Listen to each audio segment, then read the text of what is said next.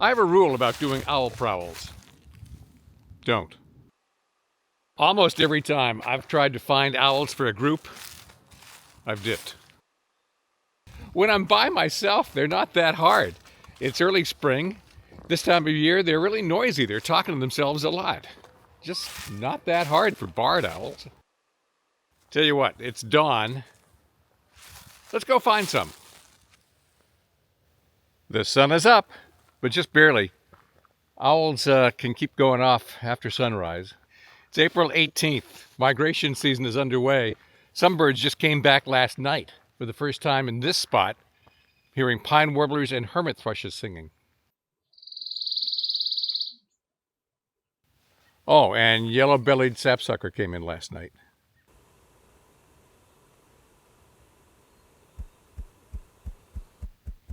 Oh, and one ruffed grouse drumming.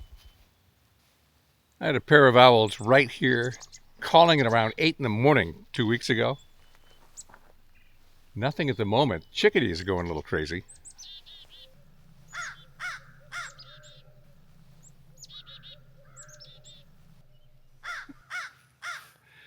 Sometimes I don't have to find the owl.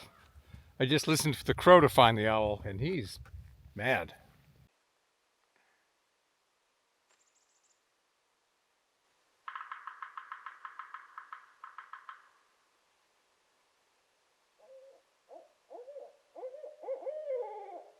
I knew you two would be around here somewhere.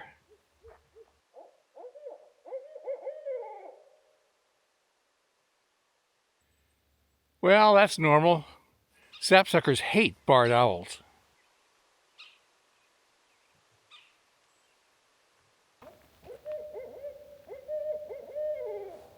Ooh, this is getting crowded.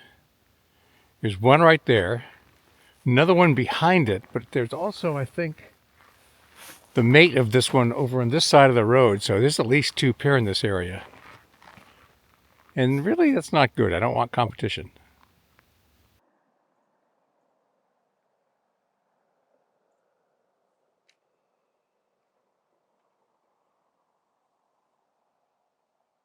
Nope, never mind. They got it sorted out.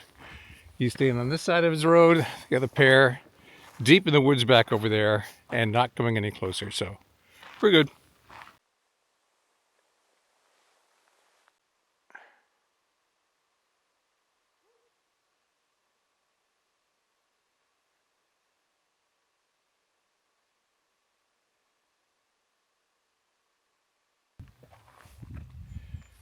Oh, I should mention, I'm not crowding these owls at all. I've got a Canon HF G50 that can shoot at 20x, so I can stand off quite a distance.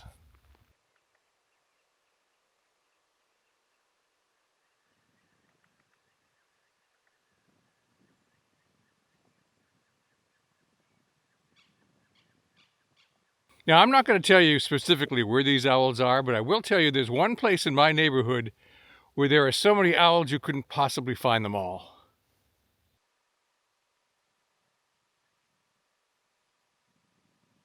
Oh, this is the spot where 1 year ago I had American woodcocks having sex. If you want to see that, I'll link it at the end of this. Boy, last night was a big migration night. Sapsuckers, winter wren singing this morning, hermit thrushes, one doing chuck chuck over there just to let me know he doesn't want me here.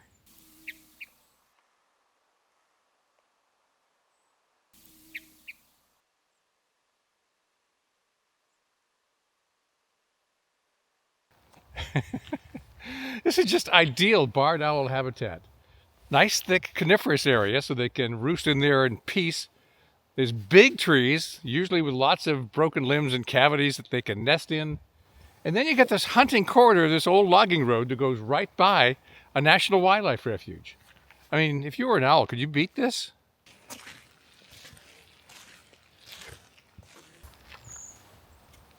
Brown creeper right here somewhere. Oh, and another one singing.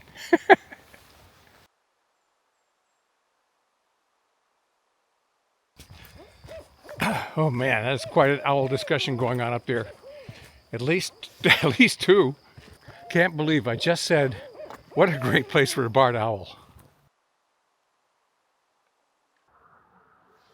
All right, these guys were talking to each other.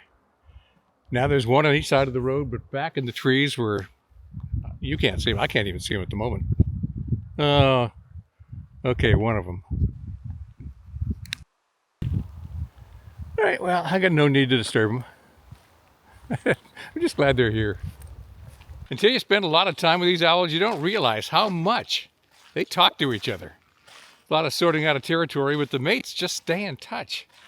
And I mean, it's 9 in the morning.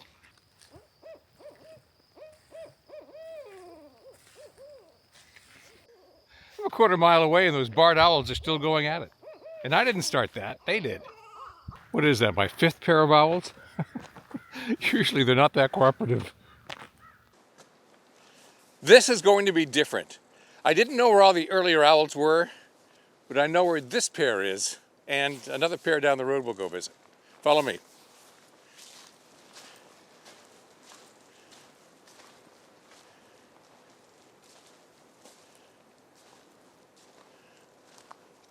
This pair has been in this spot for years. In midsummer, in midday, I will see them going back and forth across the road carrying food to the youngsters. In the evening, I may just see them sitting up there in the wires. And why not? Just look at this habitat. Closed canopy, so it's safe to roost. Old trees with lots of holes for nesting. What more could an owl want? Oh, and lots of houses nearby, people walking their dogs along the road. These guys are used to people.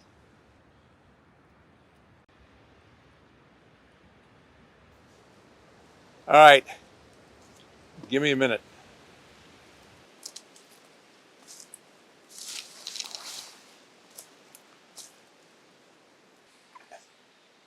There you are. Not even bothering to look at me.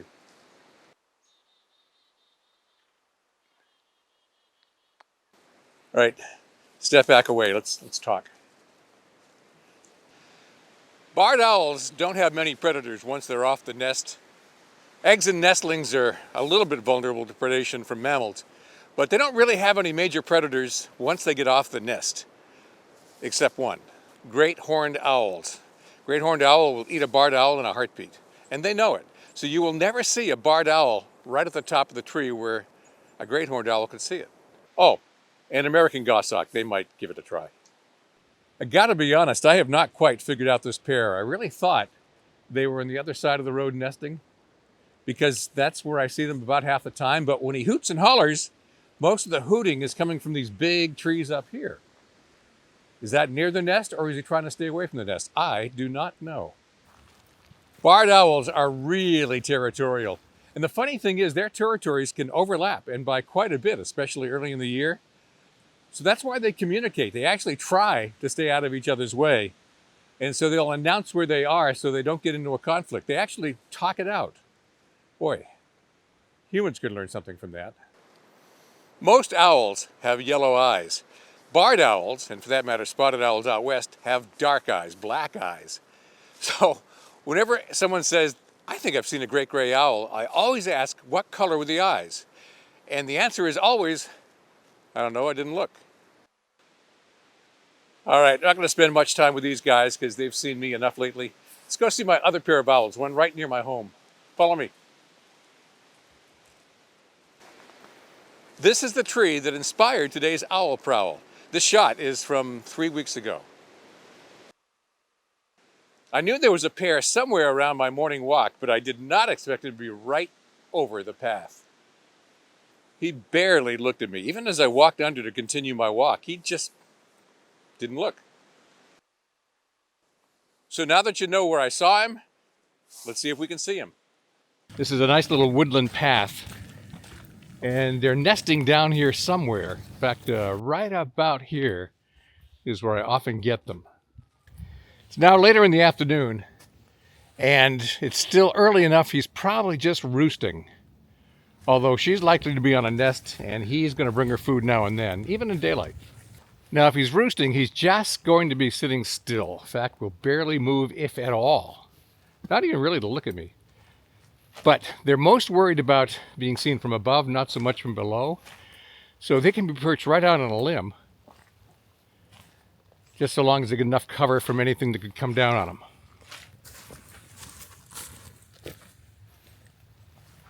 They're considered medium-sized owls because, you know, snowy owls, great horned owls, great gray owls are all bigger.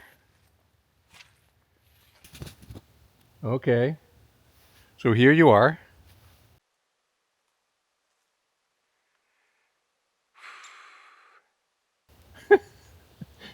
He hasn't looked at me once, not once. Still not looking at me at all, even when I'm talking to you. Of course, I am further away than it looks.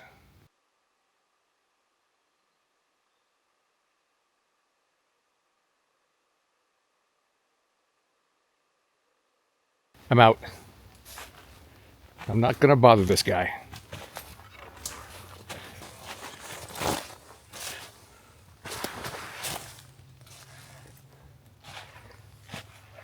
So anyway, that's the one that's right near my house. Barred owls are almost completely non-migratory. In fact, they don't really get more than about 5 miles away from where they were hatched for their entire lives. So if you know where they are, you know where they are. Okay. So the chorus begins. I'm well over 100, 150 yards away now, so I'm not anywhere close.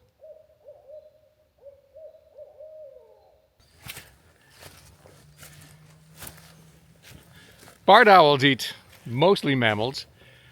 Maybe 10, 15% of their diet might be birds. They'll eat saw-whet owls, I know that. Amphibians, reptiles they will eat, although not very much snakes. So this little slithering garter snake, think you're okay, little fella. Barred owls mate for life, and they're very territorial. And they pretty much stick to that territory since neither one of them goes very far. So if you know where they are, you know where they are. Sometimes in the fall, they will come into my yard, or in late winter, and just hoot over the garage. Thank you very little. Funny thing is, the chicks, of course, can't fly for the first 6 weeks of their life. And then after that, they can hang around as a family group for up to 6 months. So, if you know where they are, you know where they are. There's a pair over in Acadia National Park that has a favorite hole. And it's right in one of the most popular places of the park along a trail that is one of the most popular trails. And they are not fazed by people walking by at all. I don't know where the nest is, but it's somewhere behind this house. And this house has little kids screaming regularly. So not much bothers these guys. Huh. One round of hooting and then back to silence. Of course, I'm not really expecting an answer at the moment. The female at this point should be on eggs, and she'll sit on those eggs for up to a month, and she does all the brooding. He brings her food. Then once they hatch, they'll both feed them. Even in broad daylight, even at noon, they are foreseeable.